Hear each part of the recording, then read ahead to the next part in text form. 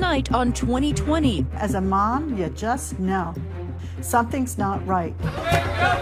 All-night street party teeming with young people. But just blocks away, this lone high school student from the suburbs goes missing. Back in here. Her body was found back in here. 16-year-old Annie McCann was found dead near a Baltimore City dumpster. How as a parent do you even take that You're in? in shock. The police say she was a runaway who committed a bizarre suicide. But who kills themselves with Bactine? This doesn't add up. This can't be. The family says she was killed, Holy cow.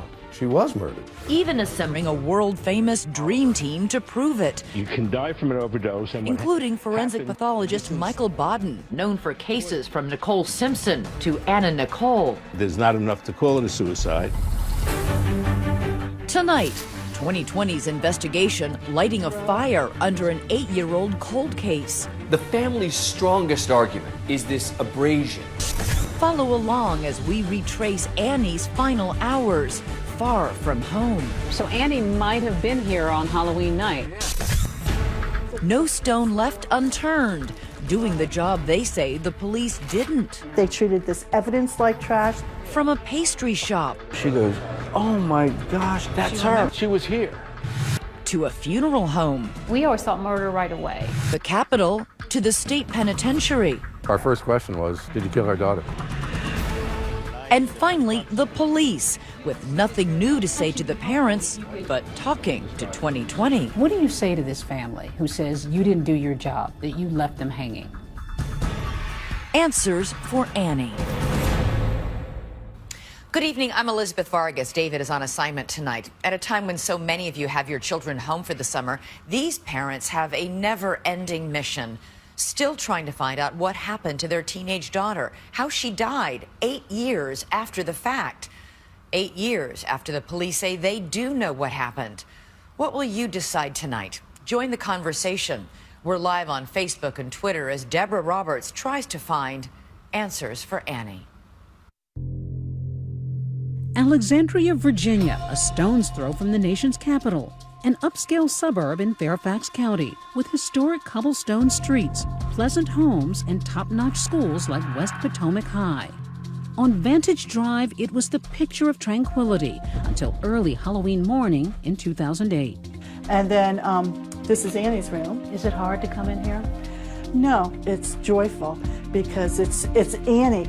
It was barely 6 a.m. and Dan McCann was saying goodbye to his 16-year-old daughter, Annie, before heading off to his managerial job with TSA in D.C. His wife, Mary Jane, a former White House IT worker and now stay-at-home mom, was on her way to upstate New York to visit the couple's son, Sam, in college. Annie, a high school junior, was a passionate artist and good student who played basketball and made her mom laugh. Annie was funny, quirky, witty. She was just a delight. She was just a person that I feel like everybody liked Annie. Former classmate China Johnson Owens first met Annie in 7th grade.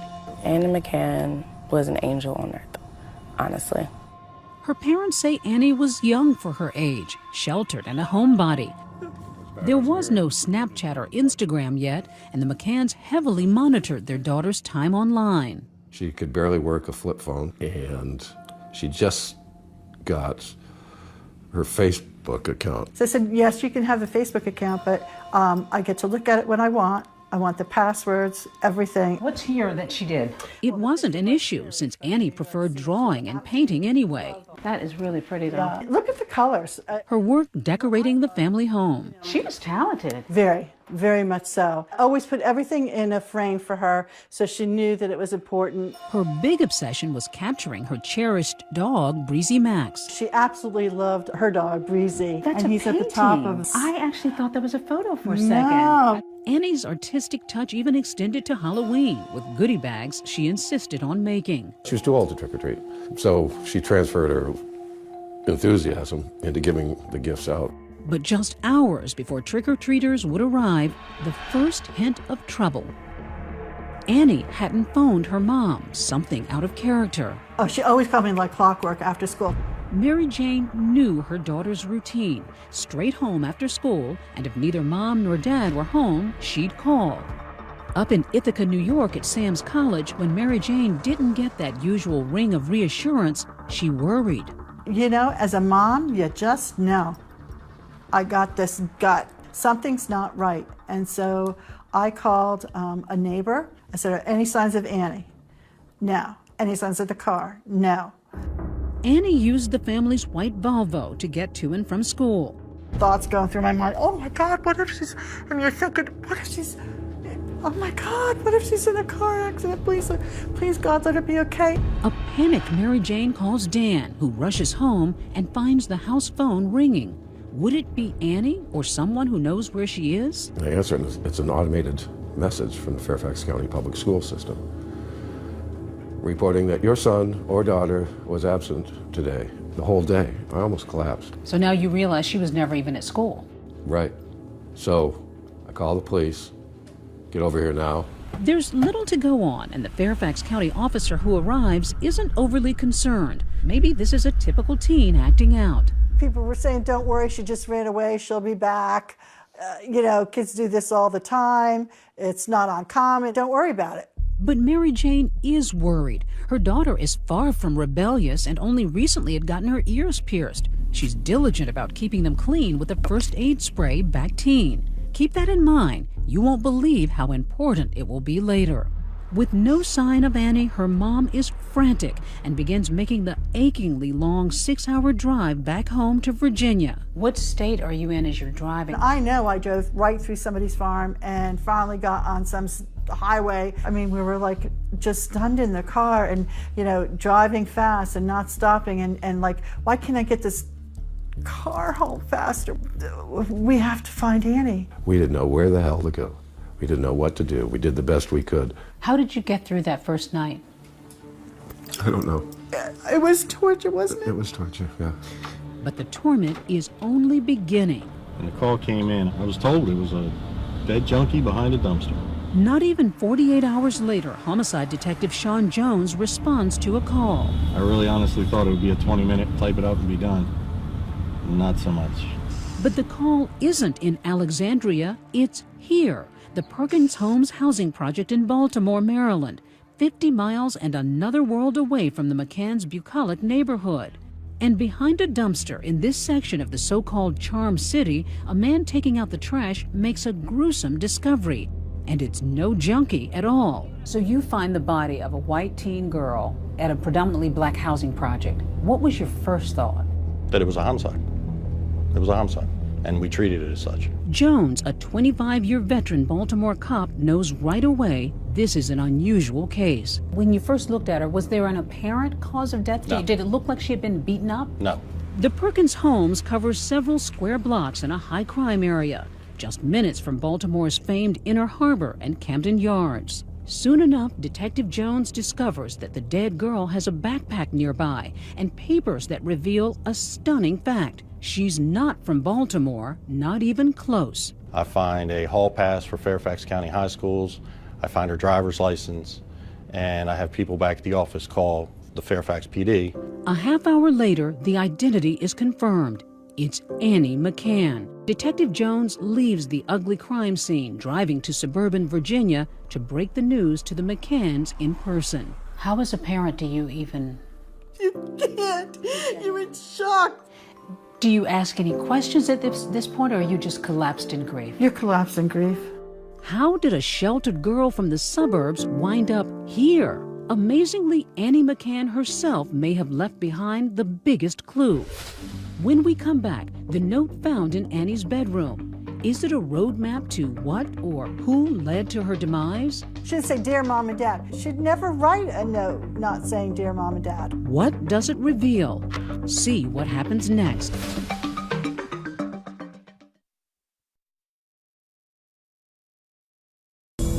Nightfall in Baltimore, trapped between a dark harbor and sinister sky. A city with a long history of murder and mystery ever since Edgar Allan Poe wrote and died here. Now it's the case of Annie McCann that captivates. How does a white 16-year-old girl from the Virginia suburbs wind up dead here in the projects? Her stunned parents haunted this Halloween night by a note left on their daughter's bed. This morning I was going to kill myself, but I realized I can start over instead. If you really love me, you'll let me go. What started as a suicide note was beginning to sound like a runaway note. Goodbye. I know I'm only 16, but I'm almost 17. I'll be careful. That's how that note ended. I'll be careful. Why would she run away? Was there something brewing that maybe... Well, apparently. But was there something possible that you could look back on and think, maybe she was upset about this? No. Dan called me and told me, and I'm like dropping the phone like, what? What, indeed. Equally as confounding is what they will learn later, that Annie had taken $1,000 in cash, money she'd stashed away, all her favorite clothes, even a box of Cheerios. But nothing in the note hints at where she's going. Did Baltimore make any sense to you? Was there any connection to Baltimore? No connection to Baltimore. No sense at all. Annie could not even find her way to Baltimore. There were all sorts of unusual angles to this. To Washington Post Metro writer Tom Jackman, the mysterious death of a 16-year-old girl is big news. Beyond the fact that a suburban girl was found dead in the inner city of Baltimore, there's no real explanation for how she died. You don't see this very often. No. It wasn't the usual bill of fare for Baltimore homicide detective Sean Jones either. 90 to 95% of the cases we're dealing with are African American males that are shot on a street corner. I'm obviously going to look at this twice and not just glance over it as your average everyday case. Then the case seems to crack like one of those famous Maryland crabs. First, police find Annie's Volvo abandoned at a gas station. Then, a tiny clue, a smudge. It's a fingerprint that matches someone already in their database. Could it be Annie's killer? We had to get the fingerprint processed, and then once we got the name back from the fingerprint, that's when we moved on that. Turns out the print belongs to a teen boy who says he and some friends came across the car in the projects. He says Annie, face down in the back, is already dead. So, as twisted as it sounds, they dump her body and go joyriding in her car. So these boys just dumped her body? Yes, ma'am. And took the car? Yes, ma'am. One young man connected to the group, Darnell Kinlaw. Remember that name because you'll hear it again. But police don't charge him or anyone with assaulting Annie, in part because of the condition of her body. They're certain Annie was not beaten, strangled, stabbed, or shot. When I initially met the McCanns, I made it very clear that I didn't know what we had, and that the autopsy, 99.9% of the time, is going to give us more clarity on what we're dealing with. Then the autopsy results are in, and they're a surprise to everyone. Annie had a small amount of alcohol in her blood, but a large amount of something else. Lidocaine. Lidocaine. Lidocaine? 100 lidocaine. It's a drug you may have heard of on those medical shows like Grey's Anatomy. Nasal speculum and lidocaine. To finally relieve your pain, now's the time for lidocaine. It's also a common numbing agent in all kinds of over-the-counter products, including Bactine. Relieves pain on contact. Bactine. The antiseptic Annie had for her newly pierced ears. Did you even know what Bactine was at that point? Yeah. I have kids myself. I knew exactly what it was. And I knew what the active ingredients were. But it's there in black and white. Annie died of lidocaine poisoning. Back at that gas station, crime scene investigators find what in any other case might be an innocuous piece of trash. But now Detective Jones considers it a smoking gun. We found near the car a Bactine bottle that had the lid removed. It's not a screw-top bottle. It's something that requires a little bit of force to get off. And Annie's DNA is discovered on the exposed part of the bottle. The medical examiner who did the autopsy won't guess how the lidocaine got into Annie's system, calling it undetermined. But the seasoned detectives have no doubt it's suicide. But who kills themselves with Bactine? People kill themselves. I've been in homicide for 15 years, and they get very creative, and this is just one of those methods. To the authorities, this was a pretty open and shut case. She died of a lidocaine overdose. Problem is, it's so rare to find that someone died of that kind of overdose that it's going to lead to some questions. This doesn't add up. This can't be. This is what you came up with, that she drank a bottle of Bactine? And the McCanns are taking notes on other things that don't add up. It was sound of the Baltimore police to consider suicide. It is reprehensible to conclude suicide. They don't buy it, as they explain in an article they later write.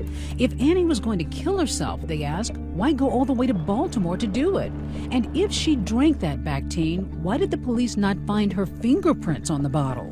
Her prints and our prints should be all over that bottle. Who wipes fingerprints while killing themselves? And who writes a to-do list like Annie did on her hand if they're planning to end it all, reminding her to do her chores and say her prayers? We thought it was a baffling mystery. Nobody's heard of anybody overdosing on Bactine, much less a kid from the suburbs who didn't seem to be that unhappy with life. And so we continued to press forward with the story. And the story was far from over. When we come back, the McCanns are about to get disturbing new details about their daughter's death, not from detectives or the medical examiner. Try the funeral director and why she thinks suicide is out of the question. We always thought murder right away. You thought murder right away? We did.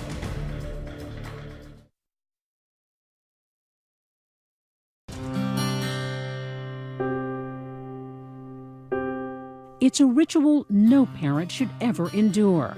Dan and Mary Jane McCann bury their daughter Annie a week after her death in this cemetery not far from their Virginia home. Please, get Annie justice, please, please, please. But no one is resting peacefully.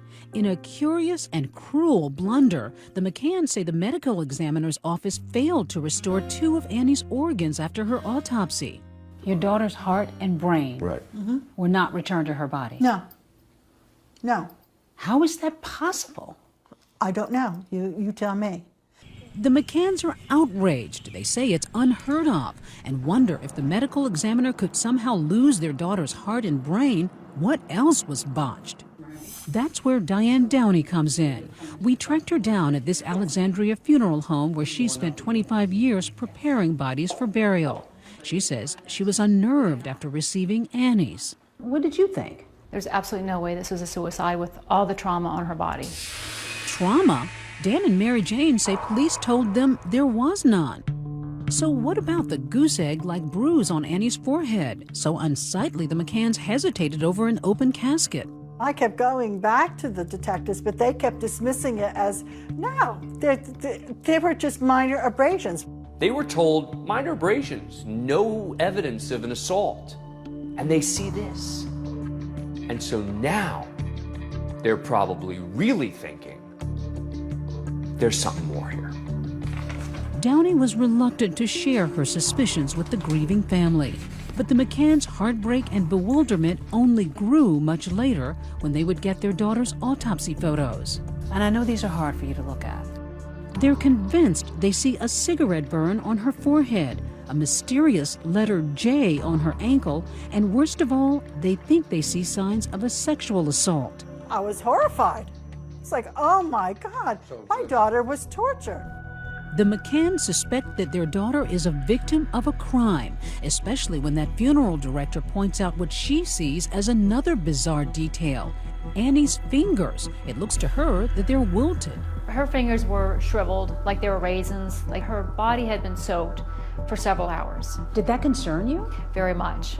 Was this a result of someone trying to wash away evidence? Baltimore City Police will not reopen its investigation. The case is closed. Police may be standing down, but the McCanns are only ramping up their own investigation, and the media is all over the story. The McCanns have made it known they were not happy with their daughter's death investigation. And the parents are relentless. The police do nothing and they sweep it under. Baltimore police never honestly investigated Annie's death. They begin emptying their savings, even Annie's college fund, to get at the truth, buying billboards around town, and then assembling their own dream team, starting with perhaps America's most famous medical examiner, Dr. Michael Baden, a fixture on Fox News. You looked through the materials. What struck you right away? What struck me right away was the circumstances first, that she was found by a dumpster. Somebody dumped the body there after death, and usually that happens in homicidal situations. Baden says in 50 years of death investigations, he's never heard of anyone killing themselves by drinking Bactine. And in his opinion, there wouldn't be enough lidocaine in one bottle to kill Annie anyway. So you were convinced that Annie McCann did not commit suicide by drinking Bactine? That was my opinion, yes. That's when it went, for me personally, it went, holy cow, she was murdered. Still, no change in posture for the Baltimore police. If you come across being angry, no one's going to help you. You come across, if you're nice, no one's going to help you. Disappointed and desperate, the McCanns march on, all the way, in fact, up to Capitol Hill. This committee To Senator Charles Grassley, one of the country's most powerful members of Congress, chairman of the Senate Judiciary Committee. If I can help, I want to help.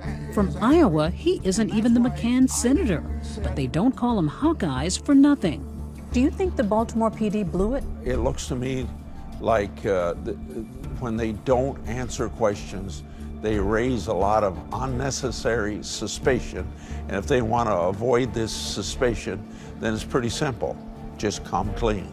Grassley sent off official letters to the Baltimore police and the FBI. They wrote back defending the investigation and stand by the conclusion Annie most likely died from self-ingestion of Bactine. But Grassley also wrote to the makers of Bactine, the Bayer Corporation, and got another story entirely. What exactly did you hear from Bayer about lidocaine? Pretty simple, that one bottle of Bactine would not cause a suicide. In fact, Bayer claims it previously told the Baltimore police the same thing. Back in here. Her body was found back in here? Yep, right in here. Which leads us to this man, the captain of the McCann Dream Team. It's not your usual death. This is a mystery that stumped everybody. I mean, there's other Jim Consis, a private eye and former Baltimore cop himself, now on Annie's trail. Her name's Annie, white girl from Virginia. No, no her. He retraced his steps with us. I canvassed the whole area, went door to door for months. Literally walking me through his investigation. Hey, guys. Approaching anyone and everyone he could, like these folks at the Perkins homes. So we're just trying to fill in the blanks on how the body got behind the dumpster. But have you ever heard of anybody talking about the case? No? Do you hear any scuttlebutt about it when you moved in? Like No. What might have happened to her? No. Then hitting the road. Now we're getting in the heart of Fells Point. So Annie might have been here on Halloween night. Yeah, she could have been. The key for Consis, determining where Annie was after leaving home and with whom. What would this area be like on Halloween? Packed, because all the bars are down there. In fact, Fells Point is one big party on Halloween, with throngs of young people celebrating and taping the festivities. This footage shot the very night Annie disappeared. Consis says Annie may have been among the revelers. Then a big moment on this quiet block of Albemarle Street. This is basically Little Italy. You got all the Italian restaurants here. He arrives here, Vaccaro's, a Baltimore bakery famous for its pastries. When we come back, a very sweet clue, and the trail doesn't end in that bakery. Who are the McCanns about to question inside this prison? Stay with us.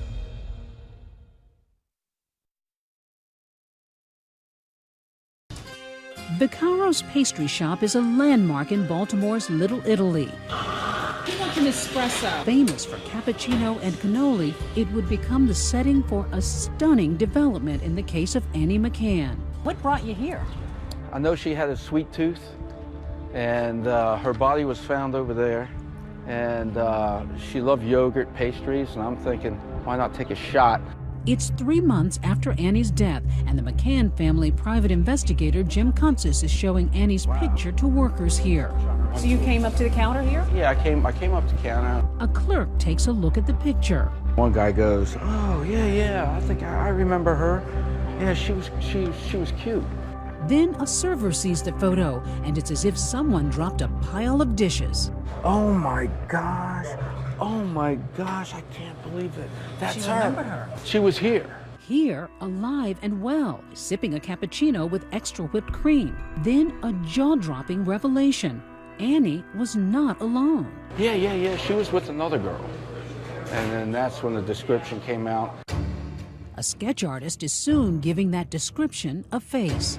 So you got the server here to give you the details to come up with the sketch. Right, and then once the sketch was complete, she looked at it and she says, that's her. This is Annie's companion, according to a waitress. A haunting image of a tall, dark-haired woman, older than Annie, late teens, early 20s, disheveled, tired, looking like trouble. She had heavy, heavy makeup. She had the ugliest fingernail polish you would ever see. It's puke yellow.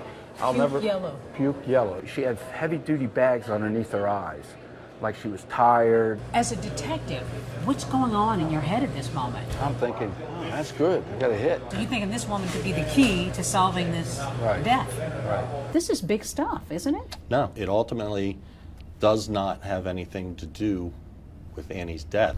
Sean Jones, the lead Baltimore detective on the case, says they looked into it, and he is not impressed. Not by the sighting of Annie, not by the mystery woman with her. But if she's sitting and having coffee or a dessert with a disheveled young woman, that doesn't set off any bells for you? Of course it does. It's important, but ultimately we weren't able to verify that it even happened. The McCanns also released this sketch of a woman seen with Annie in Little Italy the day before her death. The McCanns publicized the sketch, hoping someone will recognize the girl with puke-colored fingernails, one person who might possibly be able to shed light on their daughter's death. There have been many leads over the years, but they've never been able to track her down. Every time they would find a lead, then they'd, hit a dead end, and it's like the mystery continues. Just when many might have given up, the case of Annie McCann takes another strange turn. Nearly 3 years after her death, a murder with what seemed to be eerie parallels makes the news in Baltimore. 26-year-old Lakeisha Player is murdered and her car stolen. When police name the killer, the McCanns are flabbergasted. Police believe the killer is this man, 21-year-old Darnell Kinlaw. Darnell Kinlaw is accused of murdering Lakeisha Player in her Kentucky Avenue home this month and stealing her car. The same Darnell Kinlaw previously questioned in Annie's case, and who the McCanns believe had been involved in tossing their daughter's body and taking her Volvo on that joyride. That same guy then gets arrested for murdering someone and taking their car. It's a big coincidence.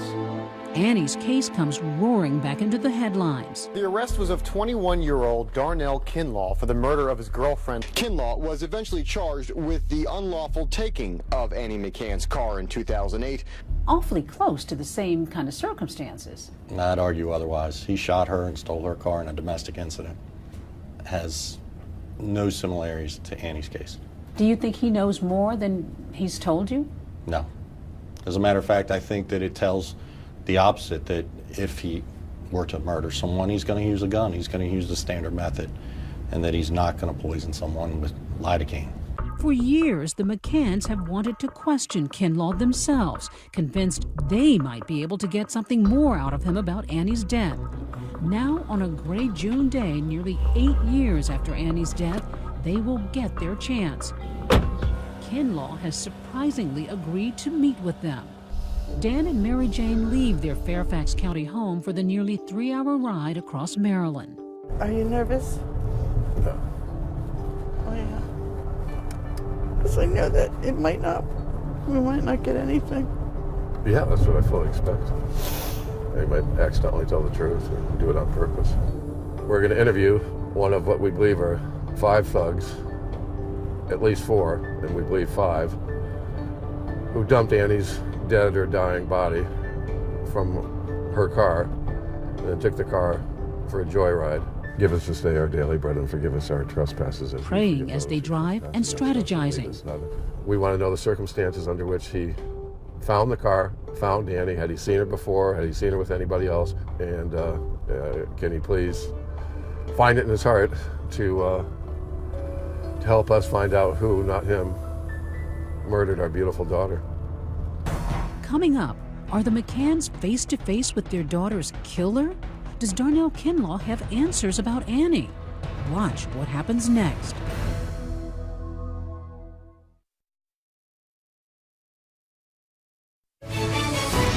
"2020 continues with Answers for Annie." Dan and Mary Jane McCann drive 150 miles across Maryland, doing the kind of detective work they say the Baltimore police are not. They're going to question Darnell Kinlaw, a young man they believe was involved in dumping their daughter's body and joyriding in her car in Baltimore nearly 8 years ago. Kinlaw's now doing 30 years for murdering his girlfriend, Lakeisha Player, and taking her car. That takes a lot of guts for these parents to walk into a maximum security prison and sit down and interview a man who they think may have killed their daughter. He was on the other side of thick glass. And we could hear each other very well. They make small talk with the killer and even pray together. And I said, Darnell, I take it from your letter, you're Christian. And he said, yes. I said, would you mind if we started with a prayer? And he said, no. And he joined us. Then Dan gets down to brass tacks. Our first question was, this is maybe the hardest question we're going to ask you, DJ, or maybe the easiest. Did you kill our daughter? No. You know, we had to ask, okay. They say Kinlaw seemed genuinely upset at times, but as he looked into their heartbroken faces, they say he offered nothing that would end their misery. Nothing. So we've worked a long time to get to see Darnell Kinlaw. Finally got to, and we got pretty much what we expected, which is nothing. We learned that he knows almost nothing about Annie's death. Weary after struggling nearly 8 years now to prove that their daughter didn't take her own life, the McCanns' anger toward the Baltimore police is as raw as ever. We questioned lead detective Sean Jones about the McCanns' accusations, and we also confronted his boss, Colonel Stanley Branford. The McCanns say that the Baltimore Police Department took the easy way out. By labeling this a suicide, they were able to wash their hands of it and move on to another crime. I'm sorry that they feel that way, but that's simply not the way we approach this case. I can tell you that this case has been thoroughly investigated, not only by us, by the FBI, that we asked to come in and evaluate our investigation. Doesn't this family deserve more answers? We've given them all we can give. We cannot provide answers that we do not have. We possibly believe that Annie McCann committed suicide. Suicide. But this is a girl who lived in the suburbs. Why would she drive 50 miles to a housing project in Baltimore to commit suicide? Well, that I can't answer because I don't know the mindset of Annie at that time. But police do share stunning evidence with us the McCanns did not. We already knew about the letter Annie wrote saying she was going to kill herself and changed her mind. But now police revealed their investigation found other notes in which Annie talks about suffering with anorexia and depression. She writes to a friend, "My suicide has nothing to do with you." In another note, "Pressure has gotten to me. I can't do it anymore." And no one blamed themselves for this. This is all on me. In all of her writings, she had indicated that she was leaving, and she expressed to some degree that she was tired of living. In response, the McCanns insist Annie did not intend those as suicide notes. One was found crumpled up under her bed, the other partly crossed out. Now, my heart goes out to her parents. We have responded to every request that they made. We responded to every piece of information that came in. After 1,200 hours on the case, the Baltimore Police Department stands by its belief that Annie took her own life by drinking Bactine. It's a critical question at the core of Annie McCann's death. Is there enough lidocaine in a single 5-ounce bottle of Bactine to kill a 16-year-old girl? The McCanns' medical experts are at odds with the Baltimore ME. So 2020 contacted Dr. Bill Mannion, a board-certified forensic pathologist. He estimates he's determined cause and manner of death in 2,500 cases over the years, but not one of them involved Bactine or lidocaine. Bactine, I had never heard of that before. To be honest, I didn't know it was capable of killing you, but it is capable because it has lidocaine in it, and lidocaine is a toxic drug. He says a bottle of Bactine does contain a potentially fatal dose of lidocaine. Yes, there is enough in a bottle of Bactine to kill someone. Even in a half a bottle, they're roughly 2 grams, and that would be enough to cause death. Even the McCanns' own expert, Dr. Bodden, says some of their worst fears about what happened to their daughter are unfounded. The funeral director felt convinced that she saw signs that Annie might have been sodomized. Did you see any indication of that in either the photos or in any of the material you reviewed? No, I didn't. Well, I don't see evidence that she was sexually assaulted. As for that distinctive-looking letter J on Annie's ankle, Dr. Bodden says it may just be an accidental pattern from blood settling. It was the way the lividity, the blood settled in the body after she had died. So you don't think that was a marking, a letter, some kind of a tattoo? That's correct. You don't think so? I do not think so. There's also some talk that there may have been a cigarette burn on her head. I don't think it was a cigarette burn. You don't think that was another sign of some kind of abuse? No. On one of our visits with the McCanns, they show us bins of evidence they say the police returned to them. How long has it been since you've gone through these things? Years. And there, among Annie's things, a discovery that seems to surprise even her parents. She didn't take that. Digital camera. Her digital camera still sealed in a police evidence bag. Is it possible this has gone untouched and unnoticed for nearly 8 years? Mary Jane plugs the memory card into a laptop. When we come back, what Annie's camera saw. Stay with us.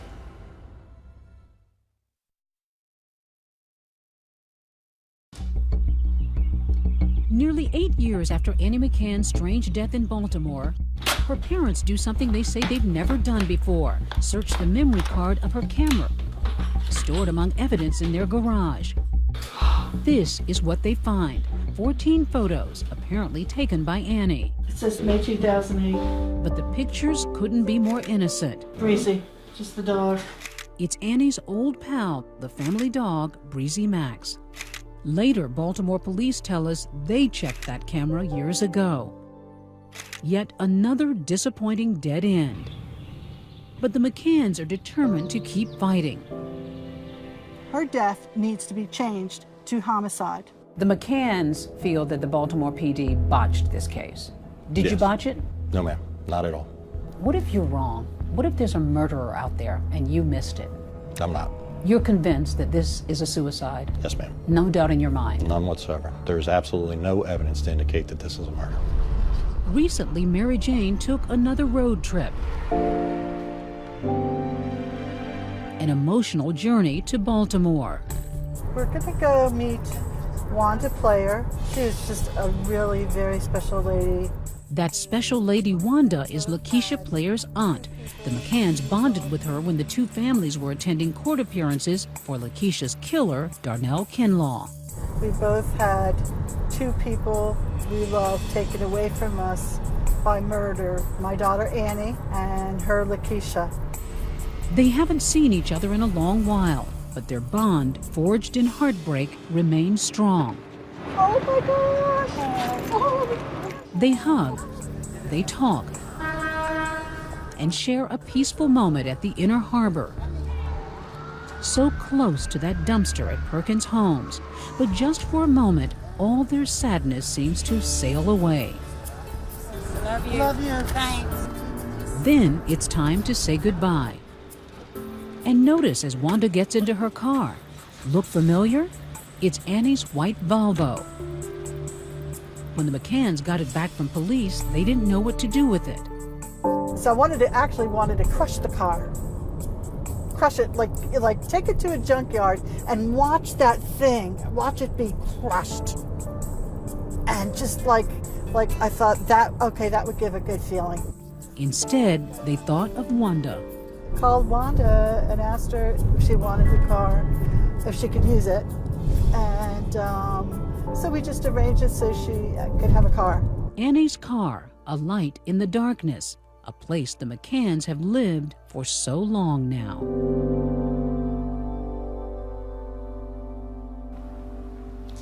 The Baltimore police tell us this is not a closed case and they will follow up on any new information.